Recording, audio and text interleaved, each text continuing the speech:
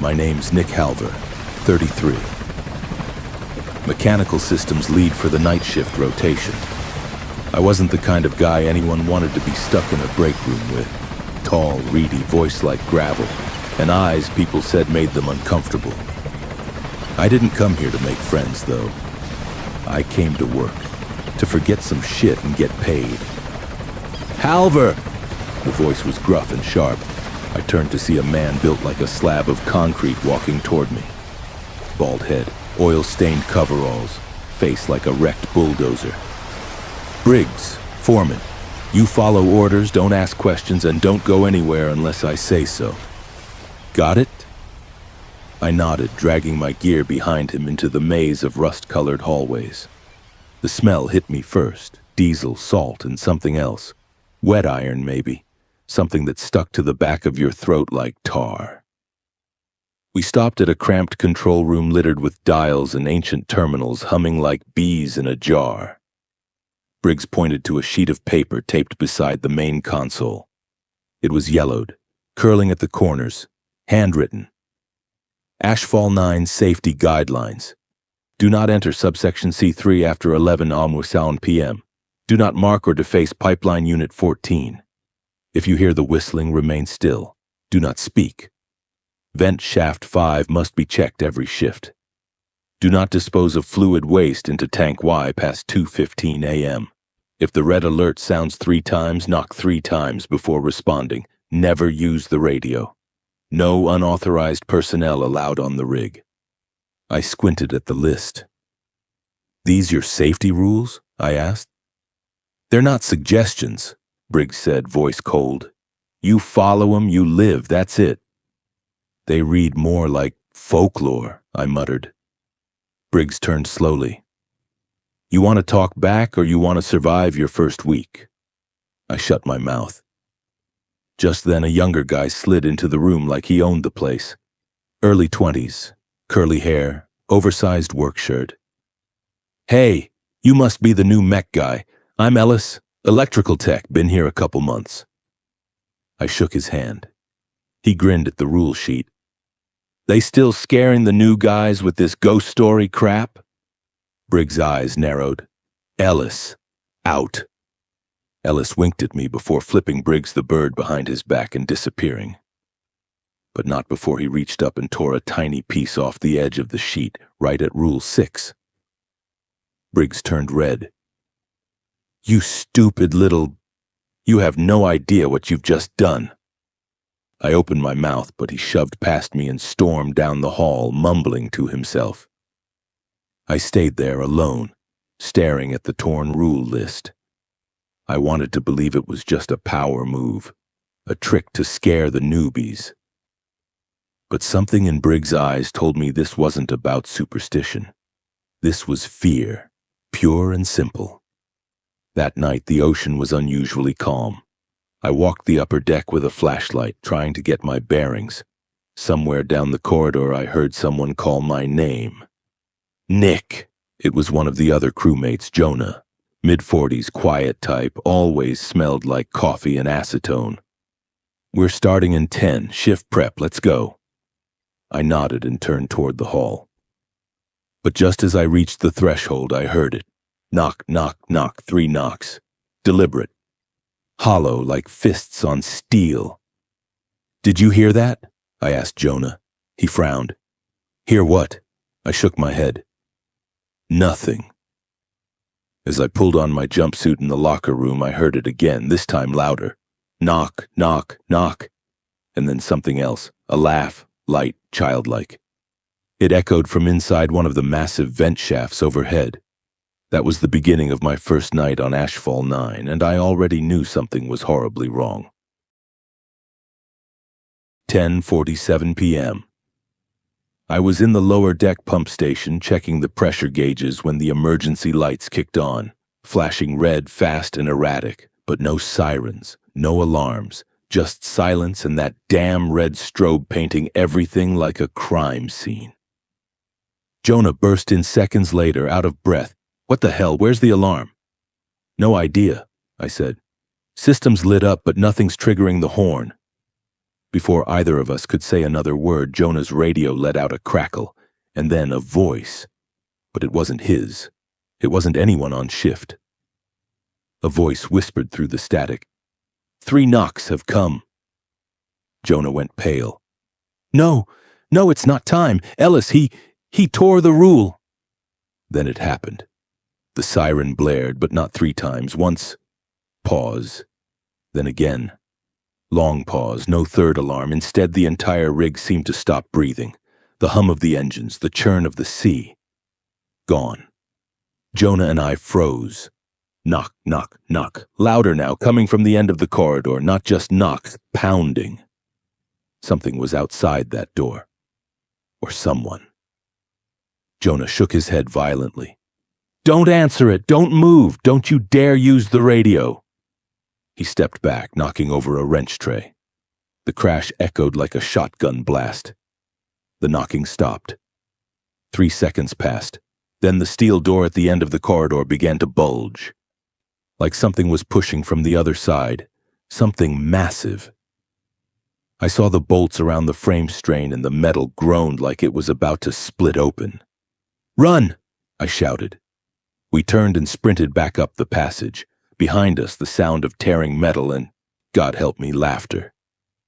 Dozens of voices layered over each other, laughing like lunatics. And above them all, one I recognized. Ellis. His voice rang out, giddy and cruel. Welcome to Ashfall-9, where the rules are the only thing keeping you alive.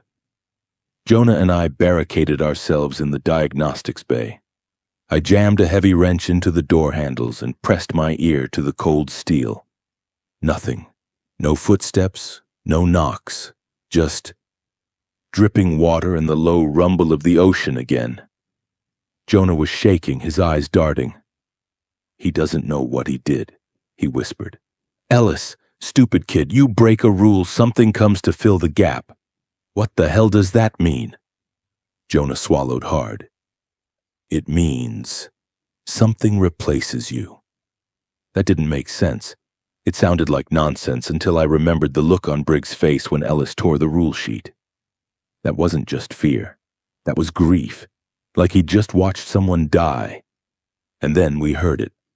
Above us in the ventilation ducts. Heavy, wet, dragging. Footsteps? No, something slower, slithering. Jonah backed into the corner.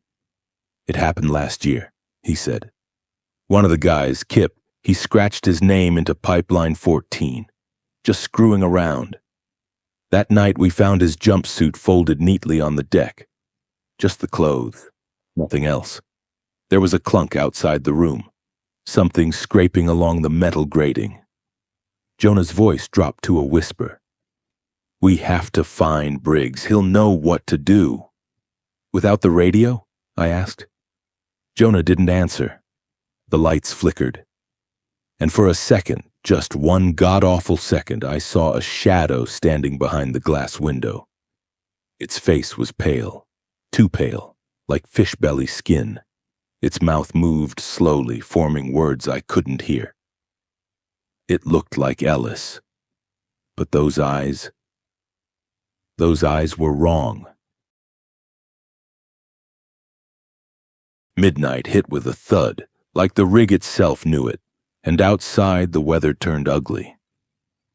Rain lashed the platform in thick, wind-driven sheets, and lightning flickered across the ocean like veins under skin. Jonah and I reached the upper catwalk where we found Briggs standing near the flare stack, soaked to the bone, staring into the Black Sea. I told him, he said without turning. I warned him. We need to shut this down, Jonah said. Something's loose. It's not just ghosts, Briggs. Briggs didn't respond. Instead, he pointed toward the far end of the deck where the flare light barely reached. There, curled in a ball like a dead animal, was a work suit, boots, gloves, hard hat. But no person inside. Ellis's name patch was still stitched to the chest. Jonah turned away, gagging. Briggs muttered, They don't just take you, they use you. What's left becomes part of it. I stepped closer to the railing. The ocean below churned, but something about the movement felt unnatural, like it was being stirred from underneath. Rising bubbles, pockets of pressure. "What the hell is that?" I said, pointing. A low hum answered me. Not from the engines, not from the storm, it came from the pipes, from inside the rig. "Vent shaft 5, Briggs said suddenly, snapping out of it. "Has anyone checked it this shift?" Jonah's face went white. "No. No one's done the vent sweep. With everything that happened..." Briggs didn't need to say another word. We all knew the rule. Every shift, no exceptions. We bolted for the central processing sector where vent shaft 5 ran directly beneath the crew quarters. The closer we got, the hotter the air felt, like the entire system was overheating. Then we saw it. The vent panel was wide open. Inside, nothing but a black pit, exhaling warm, wet air.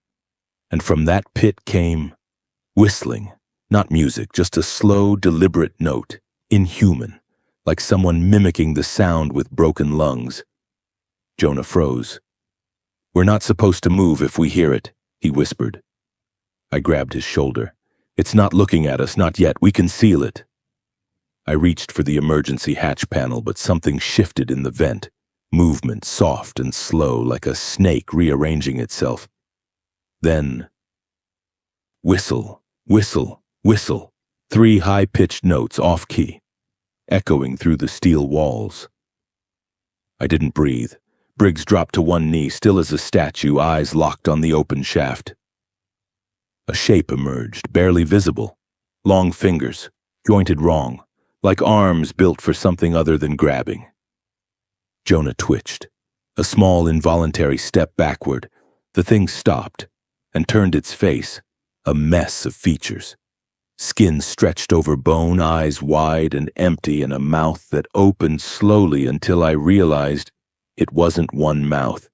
It was a spiral of them, nested, layered, like it was built to eat sound. Jonah screamed. That was enough. The thing launched. Briggs threw himself forward, slamming the vent panel shut just as the creature collided with it, shrieking. The steel shook under its weight, but the locks held. Barely. Then silence. We stood there, soaked in sweat and fear. Finally, Briggs said, "3 rules broken, that's too many. This place is out of balance." I didn't know what that meant yet, but I would. We all would. The rest of the shift was spent pretending things were normal. It's what we do, right? Go through the motions, read dials, file maintenance logs, breathe. Try not to think about the mouths in the dark or the way Ellis's voice now echoed from the air vents like he never really left.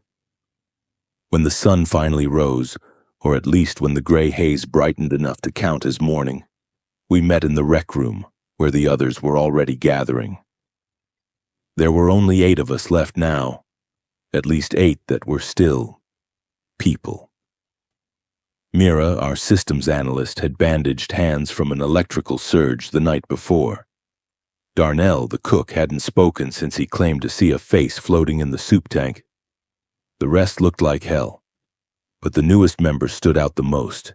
Theo, early 20s, bright-eyed, fresh from some mainland training program, all optimism and questions. "Hey, you're Nick, right?" he said, grinning. "Briggs told me I'd be shadowing you." I stared at him. "How long have you been on board?" "Just got in this morning. Chopper was delayed by the fog. This place is massive, creepy, but kinda cool, you know?" I didn't answer. "Did you get a look at the rules?" he asked. "I saw them in the control room. What's with that Pipeline 14 thing, some kind of inside joke?" My stomach turned. Theo pulled out a pocket knife. "Bet it's all BS. I mean, look." Before I could stop him, he walked over to the yellow pipeline that snaked through the lower hall, Unit 14, and began to carve. "TH." I knocked the blade from his hand.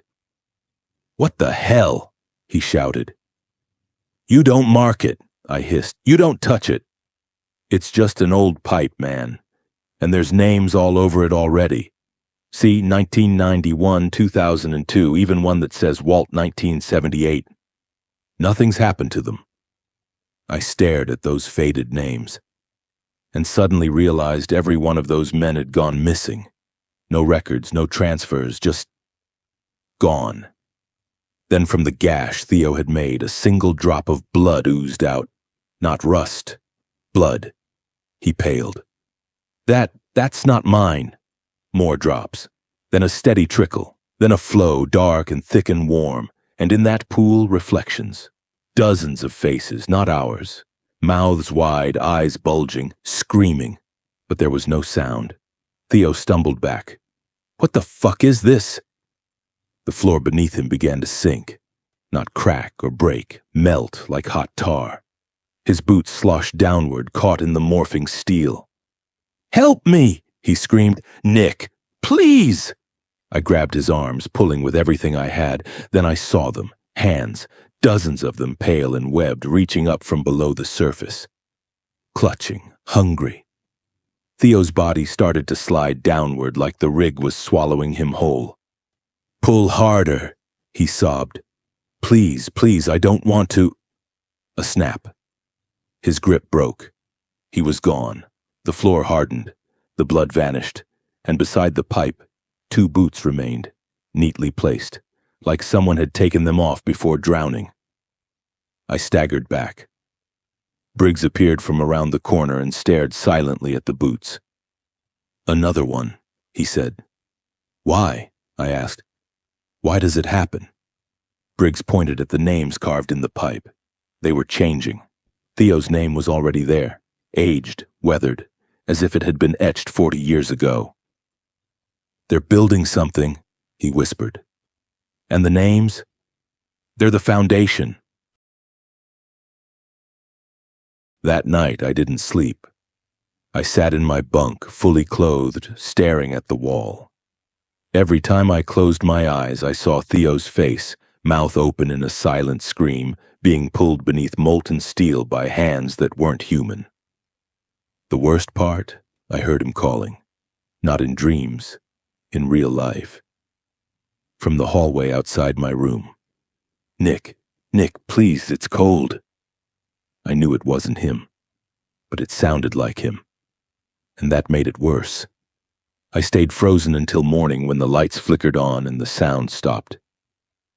At breakfast, no one mentioned Theo, not even Briggs. His name had already been struck from the crew manifest taped to the mess hall bulletin board. Just a red line through it, as if he'd never existed. Only I knew better. Later that afternoon, we were assigned routine maintenance in subsection C3. The one with rule number 1, do not enter after 11:20 p.m. I checked my watch. 10:58. Briggs looked at me. "You've got 2 minutes, be in and out. There's a valve that's sticking. If pressure builds, we all go up in smoke." Jonah stayed behind to monitor from the control panel. I took a flashlight and descended into C3, which was buried beneath the rig's southern leg, just above the surf line. It was a claustrophobic crawl space of old piping and rusted catwalks. Everything down there felt damp and alive, every surface slick with condensation and age.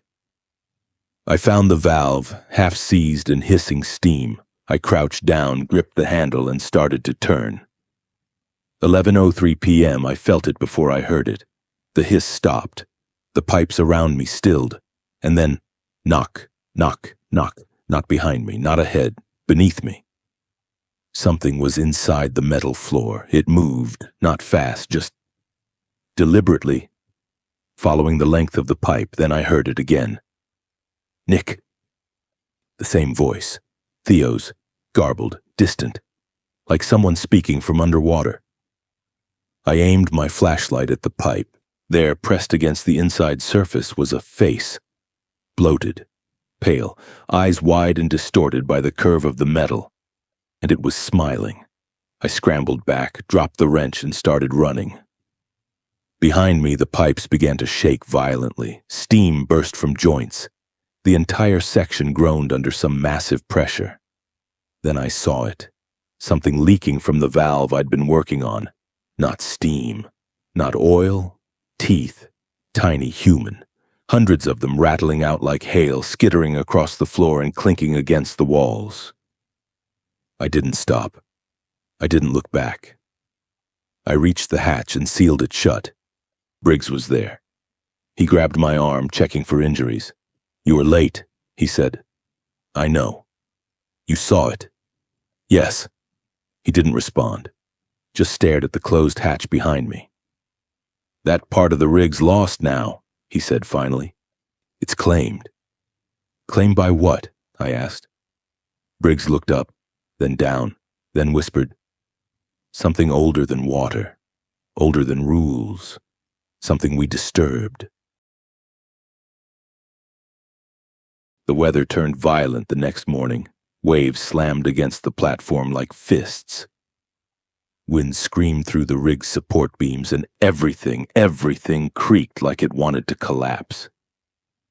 We were all called to the emergency briefing room. 7 of us left now. Briggs stood at the head of the table, holding a soaked folder. "Pressure's spiking across multiple systems. Sensors are failing. Communications are glitching. I don't think this is mechanical anymore." "What are you saying?" Mira asked. Her hands trembled as she lit a cigarette. "I'm saying something is using the rig," he replied, "as a vessel." That word, vessel, sent a chill through the room, like the structure itself had become some kind of shrine. "A gateway," Briggs continued. "There's an old air shaft beneath Storage Bay D. Back when this place was first built, they bored deeper than they were supposed to. Hit something they couldn't identify. Core samples came up black, pulled them, sealed the shaft. Told everyone it was a geological anomaly." He pulled a crumpled piece of paper from his folder, an old hand-drawn map. Scrawled across it, "Don't breach, don't wake, don't bleed." I stared at the coordinates. It lined up with where Theo had gone under, with where I'd heard the voices, with where the faces pressed through the pipes. "It's alive," I said. "Whatever's beneath us, it's alive." "And hungry," Briggs muttered. The sirens screamed, everyone jumped. Lights blinked red across the room. The rig lurched as if something had slammed into it from below. Jonah checked the main terminal. "Tank Y is overflowing," he shouted. "Waste containment's failing." Rule number 5 hit me like a hammer. Do not dispose of fluid waste into Tank Y past 2:15 a.m. I looked at the clock. 2:17 a.m. "I didn't authorize any dump," Briggs said. "No one did," Mira snapped. "It did it on its own." Jonah pointed at the display. "Look at this. Pressure spike happened at 2:12. Then something opened the valve, remotely." The rig shook again. This time it felt different, rhythmic, like breathing.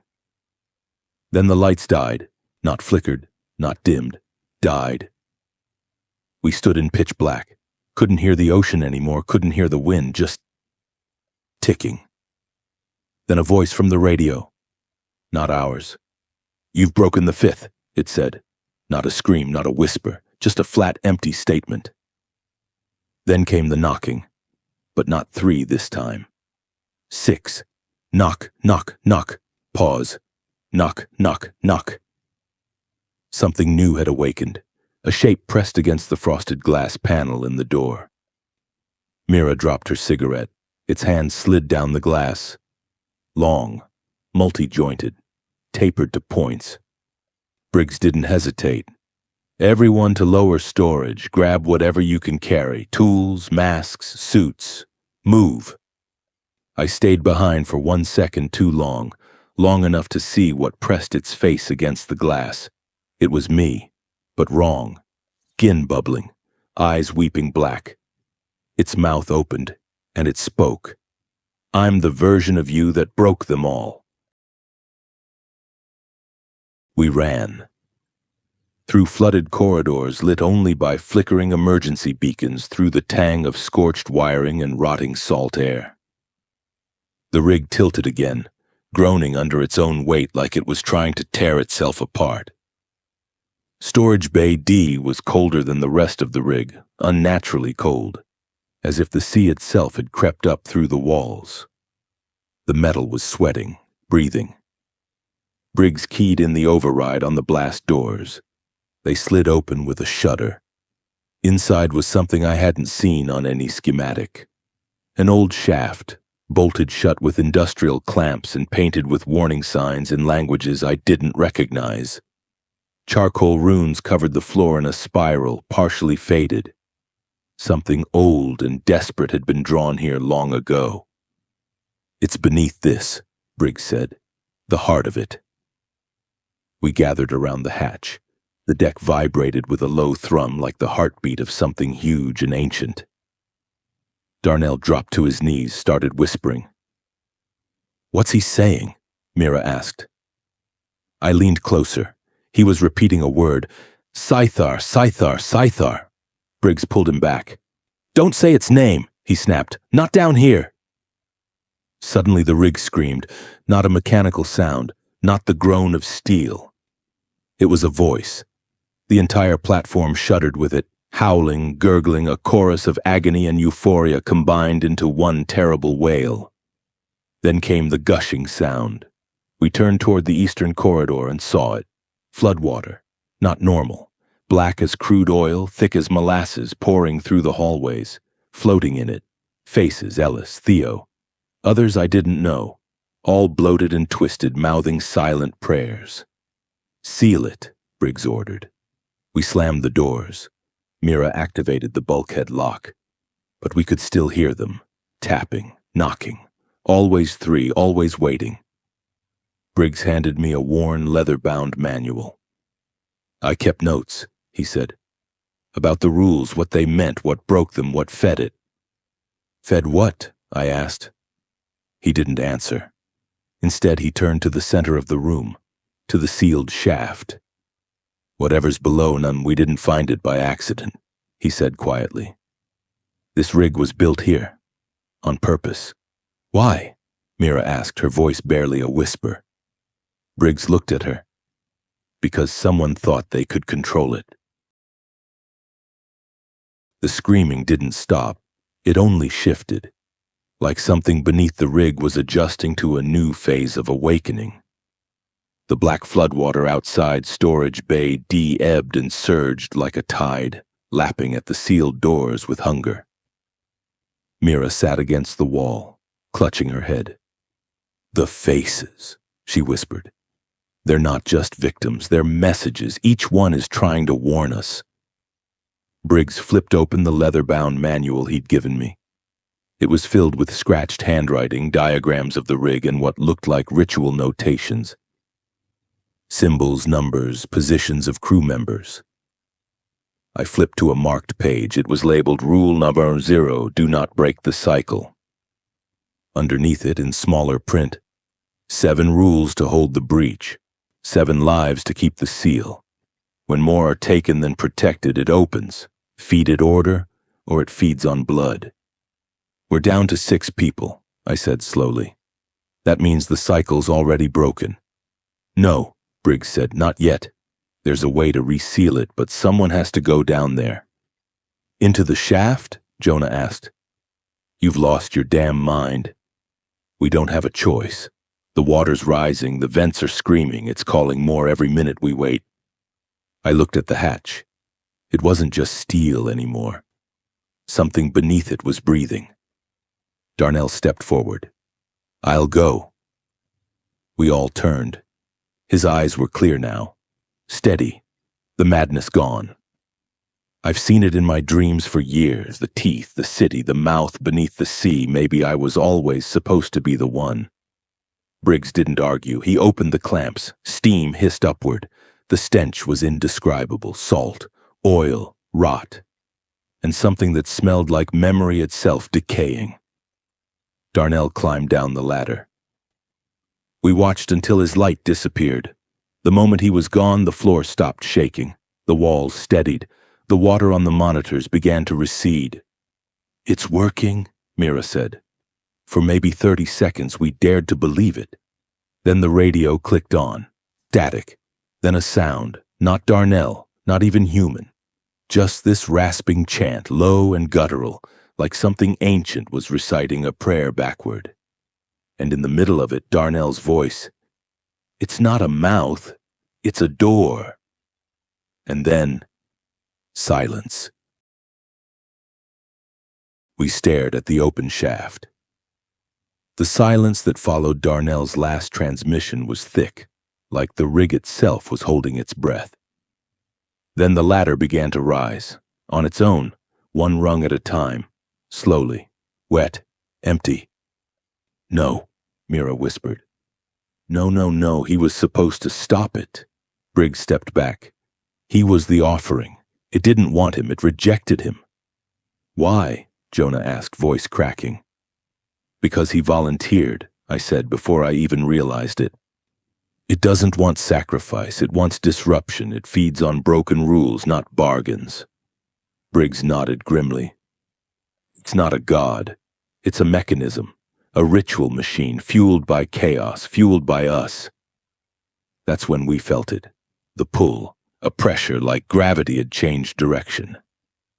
Like the rig was leaning, not to one side, but inward, towards something in its core. Briggs shouted, "Get topside, now!" We tore out of storage D just as a deep rumble rolled through the floor beneath us. Not seismic, not structural, like laughter deep in the stone. On the main deck, the storm had returned with a vengeance. Lightning cracked in all directions, striking the ocean in perfect rhythmic intervals.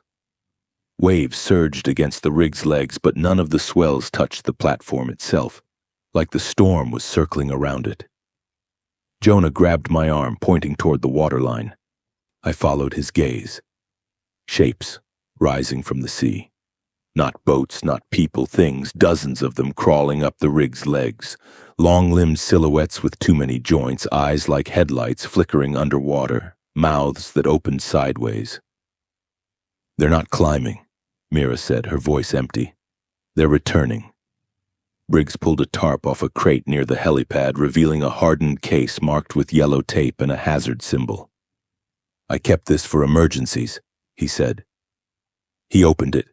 Inside, an explosive device, industrial grade, enough to destroy the base supports of the rig. You're going to blow the whole thing? Jonah shouted. Briggs locked eyes with me. We've got 4 left. The breach has begun. There's no more sealing it. Then why not just leave? I asked. Briggs shook his head. You think it ends here? He pointed to the sky. Storms. They weren't natural. They're signals, beacons. It's spreading. Every person taken, every rule broken. It sends the pattern outward. What are you saying? Mira asked. I'm saying this rig is infected, but we're the carriers. We had minutes, maybe less. The creatures were halfway up the legs of the platform now. Dozens, maybe hundreds. Every one of them looked like someone who had once worked here. Faces twisted by salt and pressure, expressions frozen in awe or agony. Some still wore ID tags. The rig was moaning beneath us, steel and stone arguing with something much older. We set the charges at the main supports, Briggs said, hoisting the explosive case. 10-minute delay, that's all we'll get. I'll go with you, I said. No, he replied, you're not meant to stay. What makes you think you are? Briggs looked at the black horizon. Because I've seen what happens when no one pays the price. He handed me a sealed envelope. There's a facility inland, North Dakota. It's not on any map. Give them this.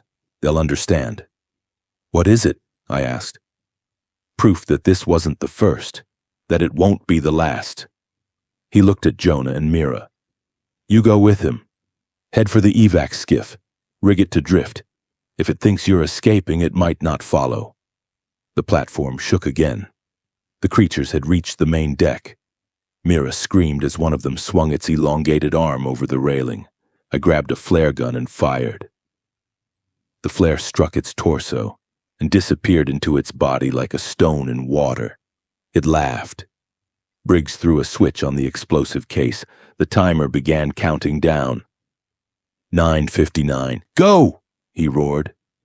We ran, through the last working corridor, through a machine graveyard trembling with energy.